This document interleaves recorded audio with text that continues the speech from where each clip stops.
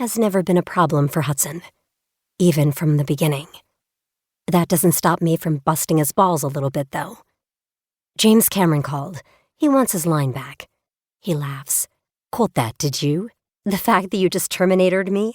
Yeah, I caught that. It's not my fault that movie has so many great lines. No, but your absolute and abiding love for it is completely your fault. I take his hand, tugging him along and into the drugstore. What can I say? I'm a romantic at heart. He looks around. What are we doing in here? Checking out the gift wrapping section. I want to see if they have any sparkly ribbons. I answer as I lead him toward the back of the store. I didn't think it was possible, considering the way he's been looking at me since I told him I remembered everything that happened in the Shadow Realm. But Hudson's eyes go even softer.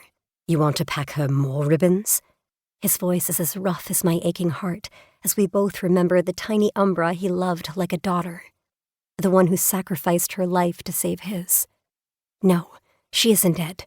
I have to believe she's out there, waiting for Hudson to find her again. Don't get all mushy on me now. It's pure selfishness on my part, I say, coughing a little to clear my suddenly tight throat. I pick up a thick roll of sparkly gold ribbon and study the package. I need Smokey to like me. She does like you. I turn from my contemplation of glittery red versus shiny pink ribbon to give him an "are you kidding me" look, at which point he hastily gathers up both spools of ribbons and an extra glittery silver one as well, and heads for the nearest cash register. Maybe like is a strong word. He pauses to grab a box of cherry Pop-Tarts off the snack display on the way to the self-checkout. Maybe like is just a full-on lie, I counter, taking out my credit card to pay. But Hudson beats me to it, as usual, tapping his black American Express. I take the purchases to put in my backpack as we leave the store. He doesn't say anything else as we walk, but he's holding my hand like it's a lifeline. I can't help but wonder if he's more worried about this trip than he's letting on. But before I can ask him, he murmurs, "She's going to be there, right?" "She is," I answer, squeezing his hand back extra hard. "We're going to find her, Hudson. We'll start at the farm, and if Smokey isn't there, we'll keep looking until we figure out where she is. She's there, just waiting for you to find her again. And we will. I promise." He nods, but I can tell he's still worried. And I don't blame him. Smokey hated me, but I couldn't help but love her, if for no other reason than she loved this boy who'd never known love but deserved it all.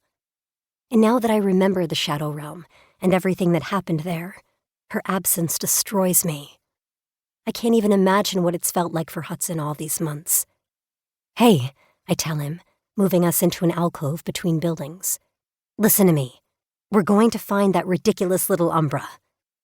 I try to put as much confidence as I can in my gaze, hoping the fear that Smokey didn't make it is buried down so deep that Hudson can't see it.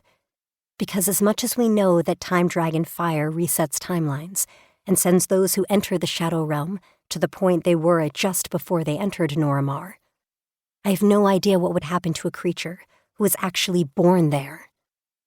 I grit my jaw against any thoughts that Smokey is gone forever and hold Hudson's gaze, willing him to believe me about Smokey being okay, when the corners of his eyes crinkle, a crooked smile lifting one side of his mouth. I let out a long breath of relief. He shakes his head. "She really is ridiculous, isn't she?" "So ridiculous. And if she wants to come back here with us, then we're going to find a way to bring her back too." "And what are we going to do once we get her here?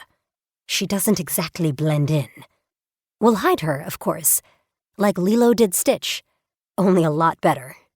He laughs, exactly as I want him to, but I can still see the worry lingering in his eyes.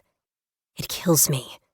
Hudson has done so much for me, has always made sure that I feel safe, even in the middle of the worst situations imaginable, and almost never asked for anything for himself. This is the one thing that he needs, to know that Smokey is happy and healthy and okay.